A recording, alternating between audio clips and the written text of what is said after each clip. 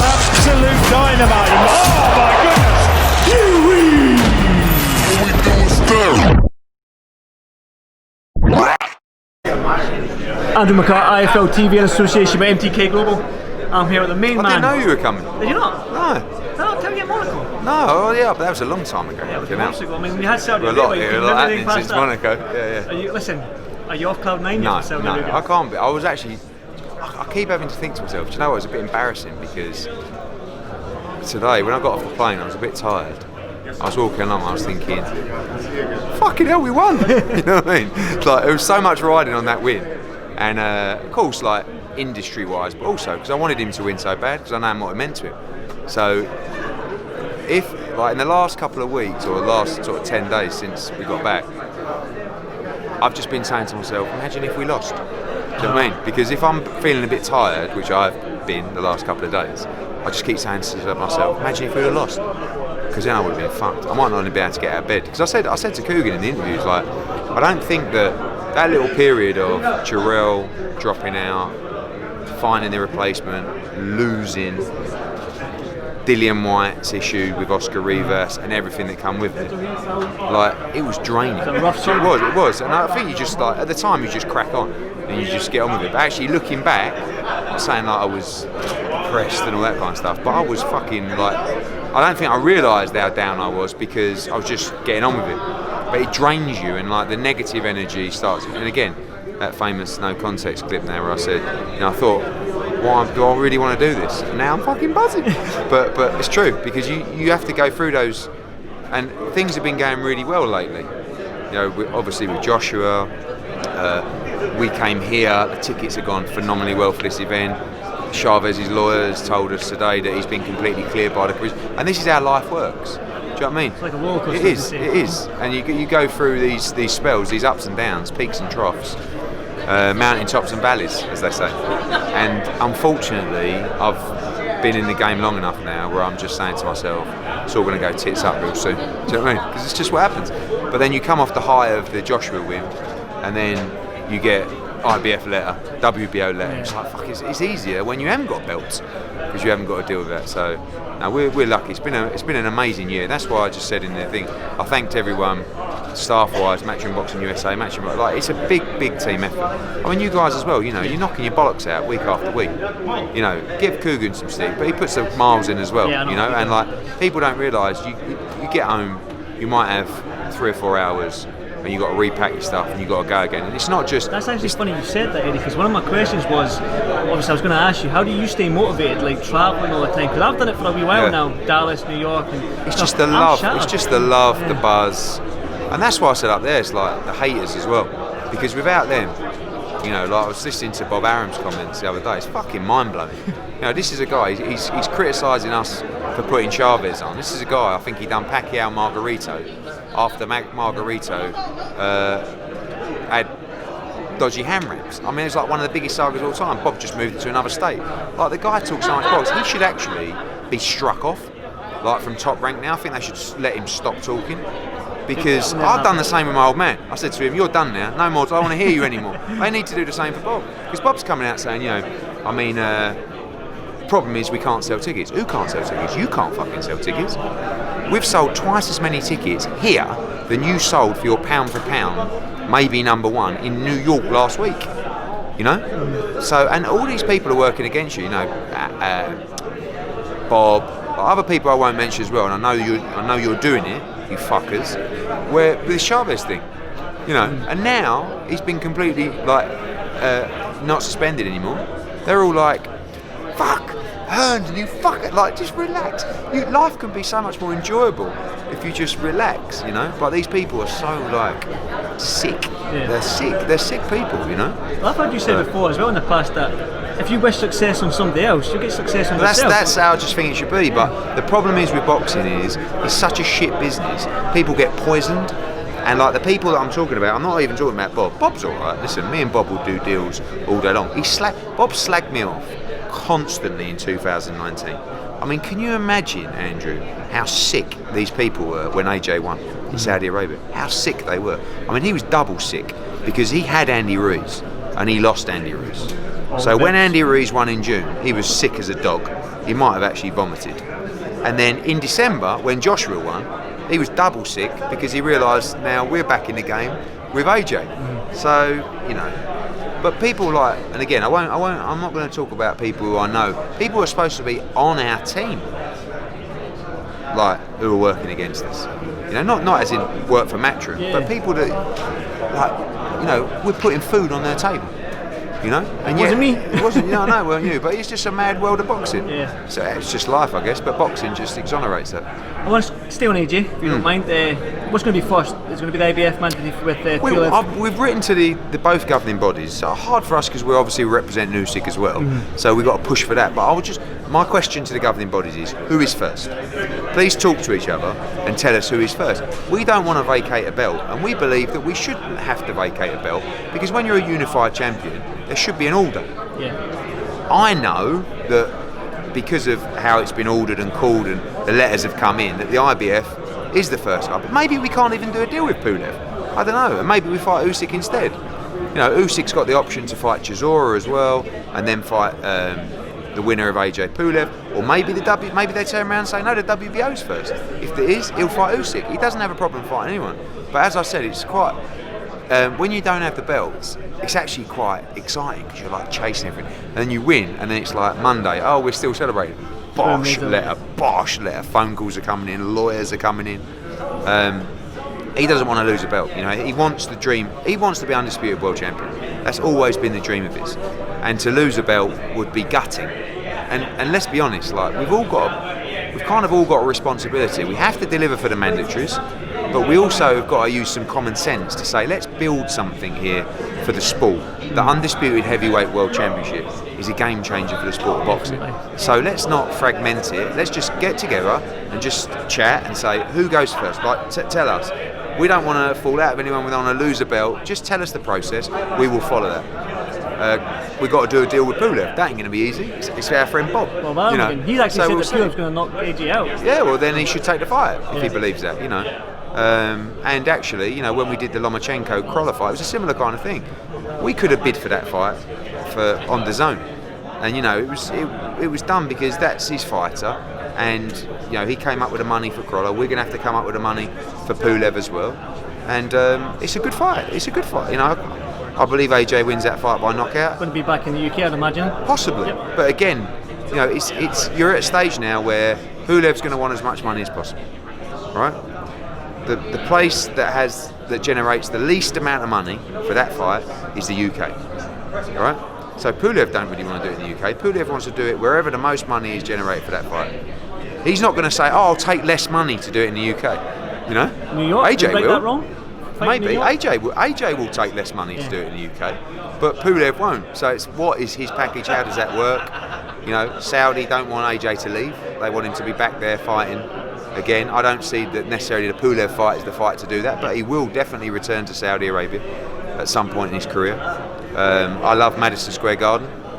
To right that wrong, as you say, would be a big move. I love Spurs. I do feel like UK is the place for this fight, and AJ wants it back in the UK, but you know, ultimately we'll sit down and run all the numbers and all the boring things that people don't really want to hear about. Deontay Wilder's said on Sky Sports that he holds the most prestigious belt in boxing, and he's ready to take the fight with AJ at any time. Yeah, well, then, I mean, that's the first. That that's the first. Yeah.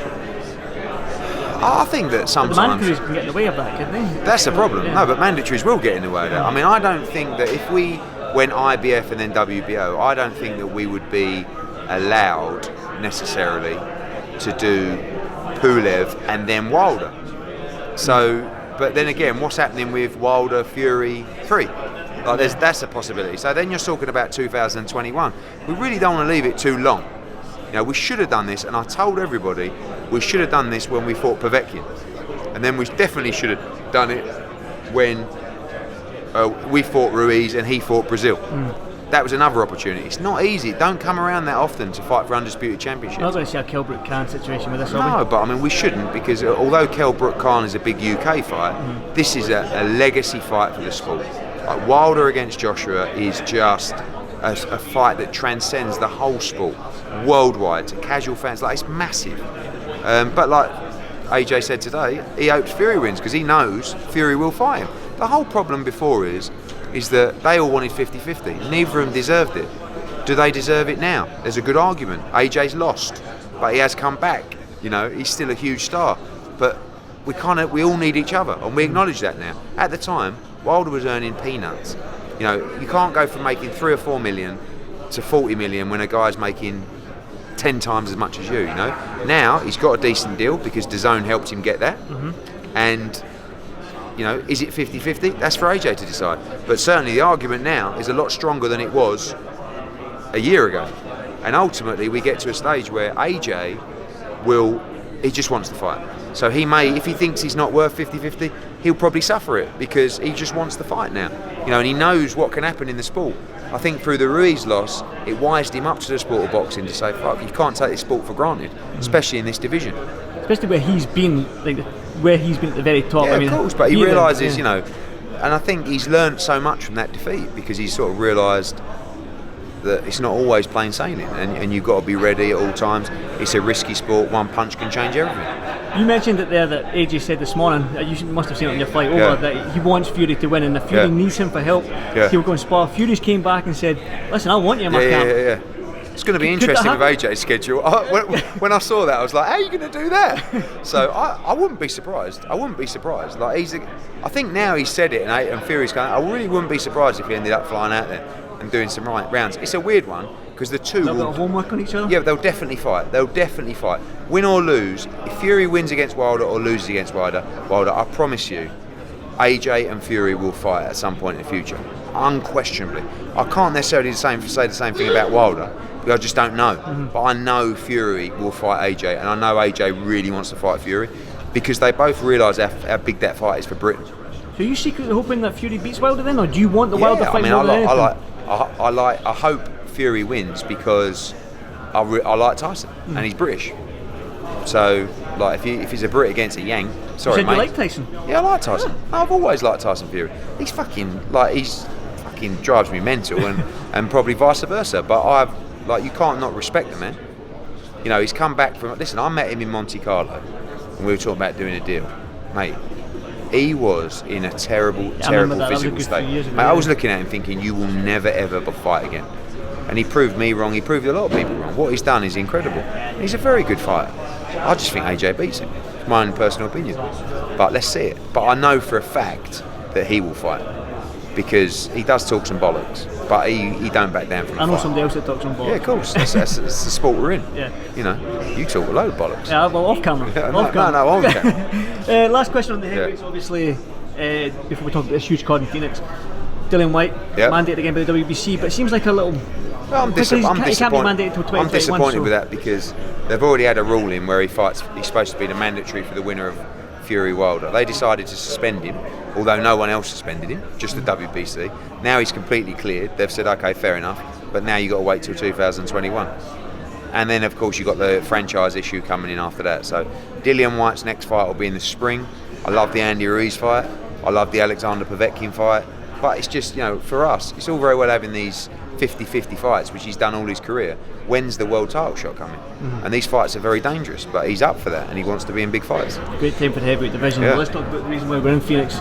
Huge Phoenix card. You mentioned it up there. I mean, it's a stacked card. 10,000 tickets. I'm hearing it's been sold. I don't know if you can say There'll that. be 10,000 in there, not yet, but about 8,000 at the moment, a bit more. So there'll be about 10,000 in there. It's going to be wild. Does Jacobs have to make a statement against Savage Jr.? He does. I mean, look, we don't. Chavez Jr. is just who knows what we're going to get. You know, I mean, they love him, they hate him. Obviously, he's had to live in his father's shadows for a long time. You know, I know exactly how he feels. And but he can fight, and he's trained hard. Freddie Roach in the corner. He looks in great shape. He's still got to make the weight, which will always be a struggle for him. I'm hearing he's in good shape for that. So I think it's a really good fight. You know, Danny Jacobs, two-time middleweight world champ, moving to 168 pounds, wants to fight the likes of Callum Smith and Billy Joe and all those guys. You know, a lot of these people decide to move up, make the weight quite easy, and then start talking about, I can make 160. Maurice the same. You know, I can make 140 again. I saw you make 140, mate. You were a dead man walking. You know, it's the same with Danny against Canelo. Like, be comfortable at the weight. Danny will be much stronger and better at 168 pounds. And it's an interesting fight. A lot of Mexicans coming. Atmosphere's going to be wild. Mexican body, as well. So. Obviously, the co-main event, you got Julio Cesar Martinez against Christopher Rosales. I mean, I've seen both of them fight. I mean, they both great fight. I mean, it's going to be non-stop, 12 rounds of action. You know, I think it's a great fight. Of course, Martinez, you know, in with Charlie Edwards last time, we all know what happened there. Yeah. It's a good fight. Rosales is a great fight, looking to reclaim his world championship. Maurice Hooker against Uriel Perez is a really good fight as well. I think it's a dangerous fight for Maurice Hooker. Perez can really punch. And good to see Liam Smith on the card, Josh Kelly, Danny Aryalusinov, and all the other guys. It's a packed card. I want to touch on Martinez. Obviously with a little bit of clenbuterol in his system, trade system, the WBC have sort of raised the levels. Raised the levels. I mean, what's your thoughts on that? I mean, again, it's a VADA conversation. I think VADA spoke to the WBC and said, look, your issue is there is going to be clenbuterol in food and meat in Mexico. It's not saying that they're making up. This is a VADA comment, not a WBC comment. And the levels that you're at will be frequently detected. So you've got to raise those levels, otherwise you're going to get this a lot. So they raised it, and that's really where it is. So I'm getting tapped on the shoulder here. There's loads of media behind me. So last question. I'll talk about Mikey Garcia and Cash Fruit tomorrow, if that's all right. Ben Davison, Tyson Fury separated. What's your thoughts on that? Yeah, surprising. I mean, you never know the ins and outs, do you? You know, like from a social media perspective, they're a match made in heaven. You know, Ben's obviously been a big part of Tyson getting back on track, but clearly Tyson felt that he needed to make a change. You wouldn't have thought that from the outset, from what you see, but sometimes you don't know what's going on inside. But I think Ben Davies has done a great job. I think he's been a big part of Tyson's comeback, and good luck to them both. Well, like I say, tons of media breathing down my neck here. Every time you ask a question, people are going, I know, I can sense it. They've all got a smile on their faces anyway. I know, I'll catch you for Mikey Garcia and Cash Fruit tomorrow, and thanks for coming down to my height. Yeah, thanks very much, mate. Eddie. Thanks very much, man. Sorry. It is special. Absolute dynamite. Oh my goodness.